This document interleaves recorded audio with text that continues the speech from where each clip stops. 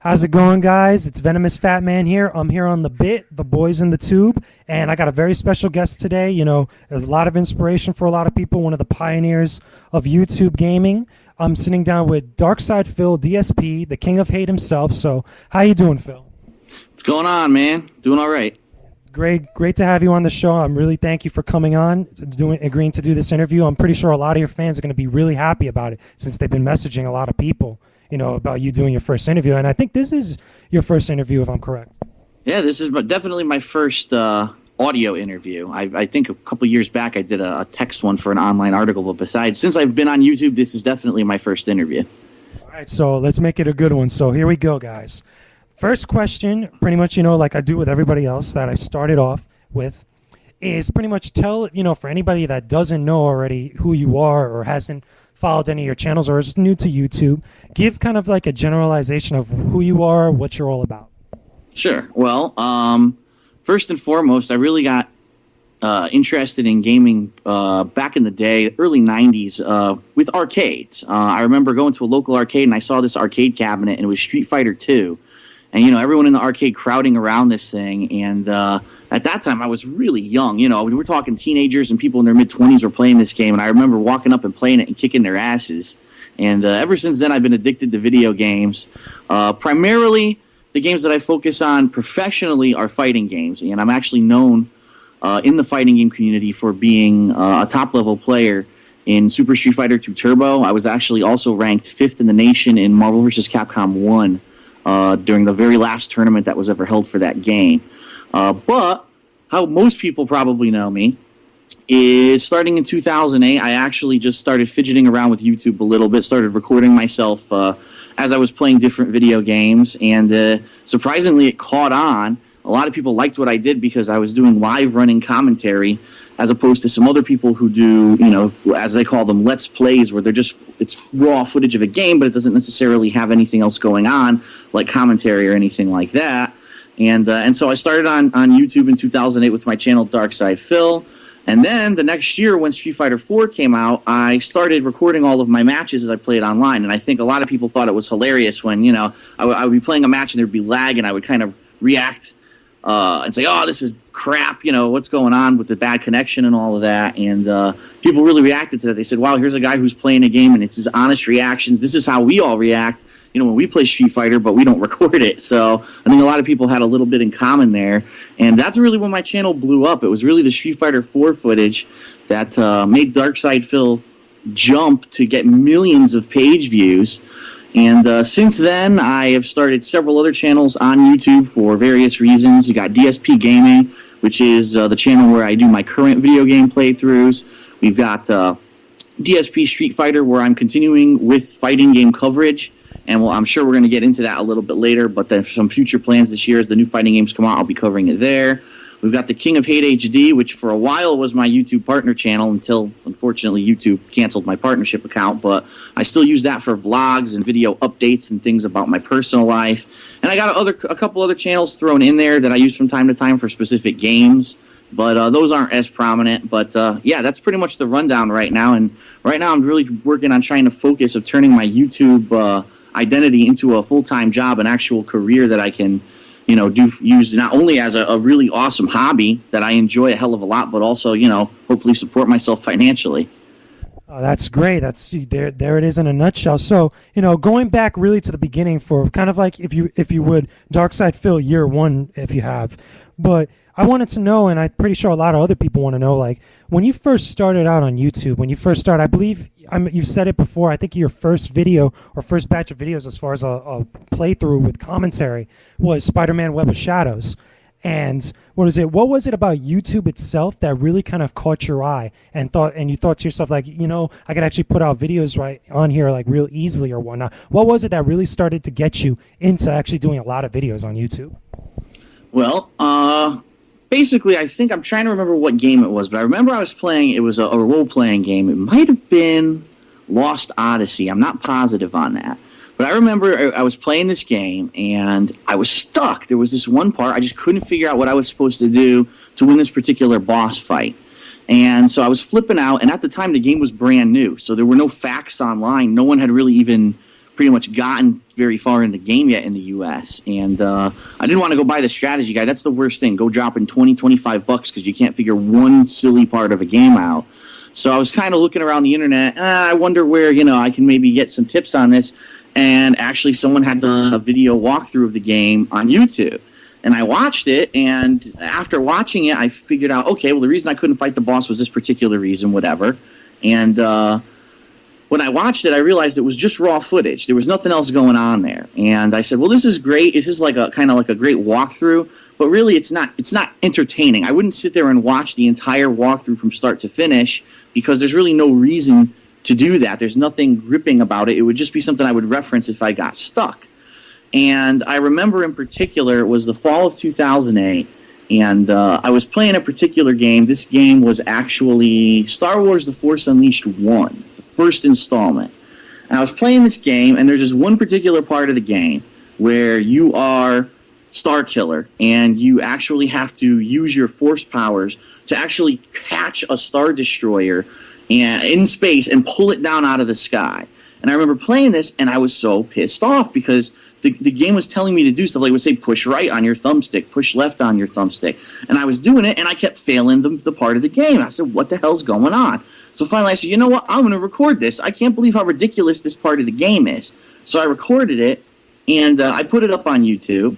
And to my surprise, people loved it. They were like, this is hilarious. This guy's flipping out about this part of the game, and it's hilarious to watch him be frustrated at this part of the game. In fact, I have the game, and I'm also having problems with this part of the game. And from there, I pretty much just started recording, not necessarily entire full games, but just things here and there. Like one of the first series that I actually made was Dead Space 1. And a lot of people still ask me to this day, Phil, why didn't you do like a full playthrough of Dead Space 1? And the answer is because I wasn't doing playthroughs back then. I was actually just doing like little snippets of things that I thought were either really cool in a game or might have been like funny. And the first video I made of Dead Space was, I think I actually called it Scary. Dead Space is Scary as Hell, or something like that. And people loved that too. They said, wow, this is a cool, he's talking over the video. He's giving his honest reactions to what he's seeing. But at the same time, we get to actually learn about how to beat this game. So it was kind of like two things in one. And from there, it just kind of blossomed. I know Spider-Man Web of Shadows was, I believe it was the first game that I actually significantly recorded almost the entire game. I think I didn't record something like the really boring collector missions, collect 20 items or whatever. That kind of stuff I didn't record. But all the significant boss battles, all of the cool cutscenes and things like that I recorded, and I actually gave commentary to. So a lot of people loved that. And after that, I was like, well, if people like it, I might as well just keep doing it and see where it goes. And that's pretty much how it started. That's awesome. Now, kind of going off from that, did you ever think, back then when you were doing Dead Space, when you did Spider-Man Web of Shadows, did you ever think that it would get to a point as far as popularity is concerned that it did, up till now? Like pretty much not only, besides your other gaming channels, your original DarksydePhil channel has still ridiculous amounts of subscribers that even now people will go as far as saying that you're pretty much a pioneer in how people play video games online and put videos on YouTube in any sort of game, whether it be Street Fighter or anything. Did you ever think it would ever get to that point?